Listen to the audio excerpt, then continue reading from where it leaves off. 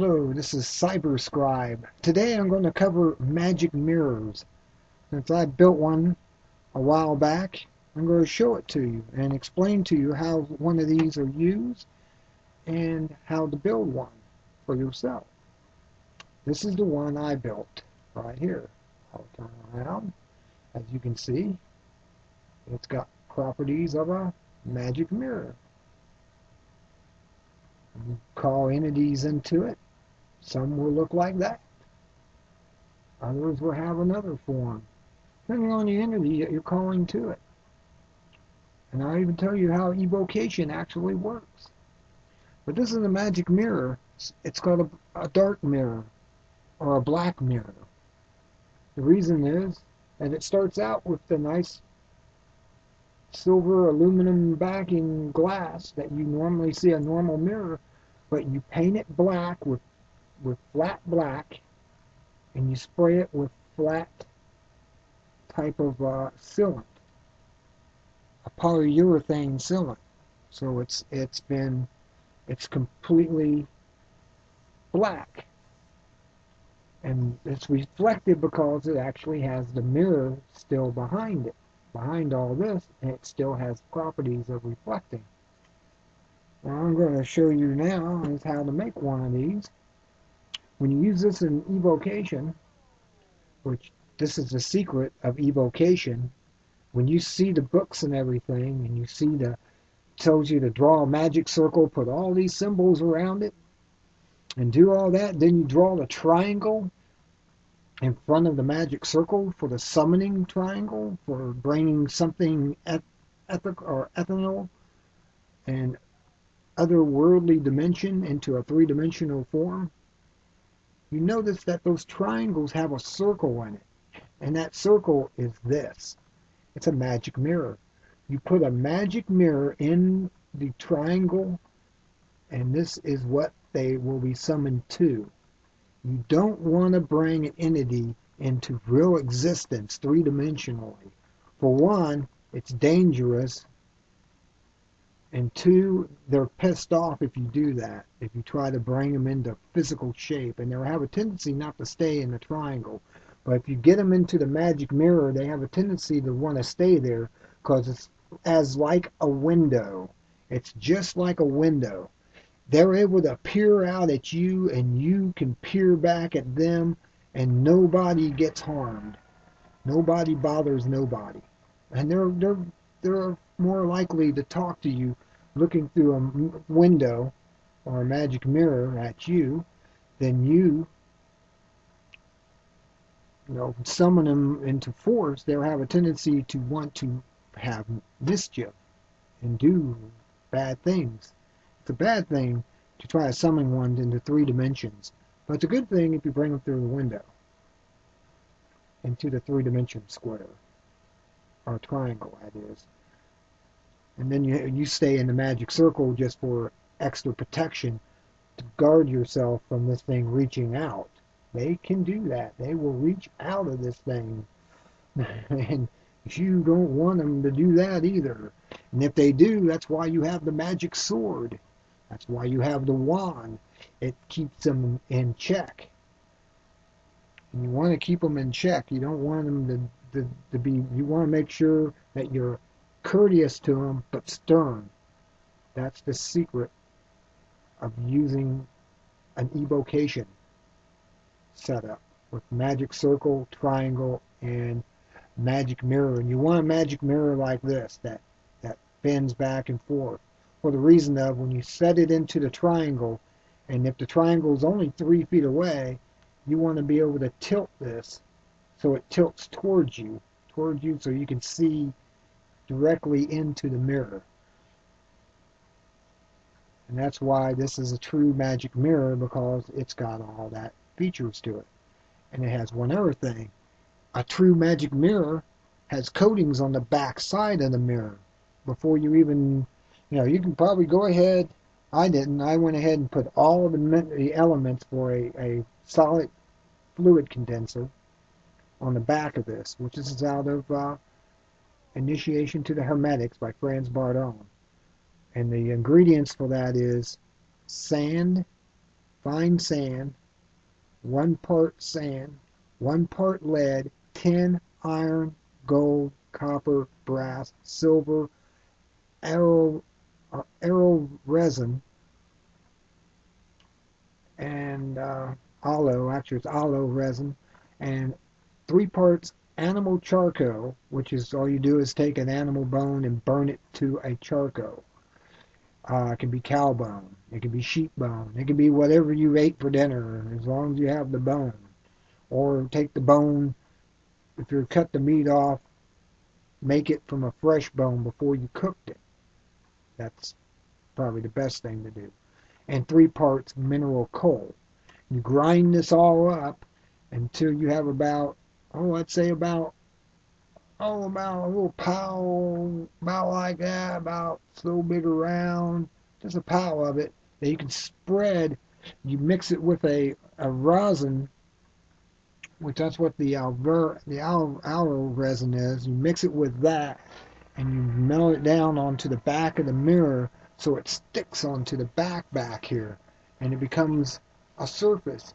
And you put, before you do all that, you take 3 drops of your own blood. It doesn't say that in Franz Barden, but this personalizes the mirror for you. And no one else will be able to use it or be possibly harmed by the mirror, because they won't be able to activate it. It's to your frequency only. Only you will be able to see what's in it, and no one else is. That way you can actually leave the mirror out, sitting on your dresser, and no one would think it's kind of strange you have a black mirror, unless they see something like that come out of it. But besides that, that's about it for a Magick Mirror and what you need to have in the ingredients. What it is, the different parts are by volume, not by weight. All ingredients must be pulverized. The metals can be fouled. Put all the ingredients together and mix well to attain a real solid fluid condenser. The electrium magnum of the old alchemist is a superb fluid condenser composed of all this stuff that I'm not even going to give you, because I'm giving you the basic thing you need to make Magick Mirror. The preparations of a Magick Mirror. There's 2 kinds of Magick Mirrors exist: the concave mirror and the flat mirror. This happens to be the flat mirror. Normal mirrors are suitable for both kinds, which must be spread with a silver agamemnon or black lacquer, or covered with a liquid or a solid fluid condenser. For our magical purposes, the ones mentioned before are of special value, and we'll describe the production of these mirrors on the basis of some examples. 1. For a Magick Mirror to produce in the simplest way with the help of a condenser, the surface of any mirror or glass bowl will be suitable. It must only be spread with a liquid or solid fluid condenser. Cut a circular disc out of a pasteboard 20 inches. See, he's telling you how to make it actually from scratch. But this is how you make one from scratch. This one was half made. All I did was use everything on it and consecrate the mirror afterwards. Preparation of a parabolic or concave mirror is not complicated. You can use a concave or a parabolic mirror. It doesn't really matter. I decided on flat, because as you can see, when you get this into the light, it actually still looks 3-dimensional inside there. So you can actually see, if I aim this up the light, so you can see that, you can see it actually still reflects. And I'll tell you another thing you do if you want to use it for just gazing without summoning anything. You don't need to use this to evocate anything. You can use it for viewing, as you can say, for distant viewing, by just you take this object and you put a candle on this side of it, and a candle on this side of it, and you keep them off to the side so the flame's not in it, but just the light of it goes over it. And you stare into the mirror and use your clairvoyance, which that's taught how to develop your clairvoyance in the same book. Initiation to the Hermetics by Franz Bardon. And you'll be able to see things and places anywhere in the world in real time. It becomes this is basically a astral television set and beyond. A physical television, if you want, it can actually go that far. If you're real good at using one of these, you can actually decipher ethereal waves of television and see things on this. If you really want to do that, you can do that in a Magick Mirror. Anything's possible in a Magick Mirror. It just takes a little bit of time and effort to create, and a little practice. It's like crystal gazing, and you can start to use one of these today. That's about all the time I'm going to use on this today. I'm going to go ahead and get off of here.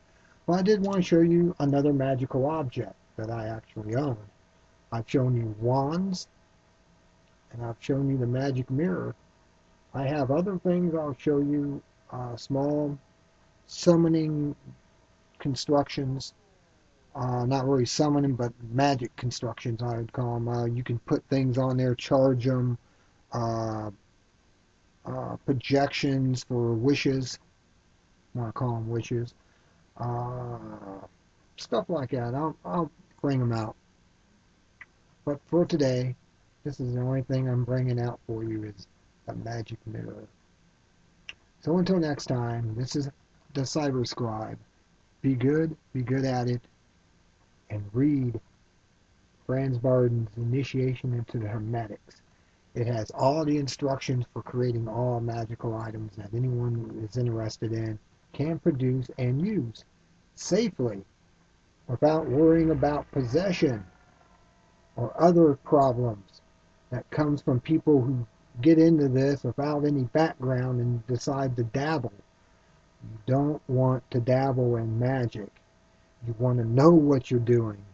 You don't want to really practice it. As a guy told the FDA and a group that was coming in saying he was practicing medicine without a license, he turned to him and said, I know what I'm doing. I don't practice. That should make you think about your doctor. He's practicing all that. He's practicing on you every time you come in for something. And he doesn't really know what to do. They will give you stuff. Here, take this, try it, see if this helps. If it don't help, come back. You ever heard that before from a doctor? I have. Oh well. Be good at it. Good day. Yes.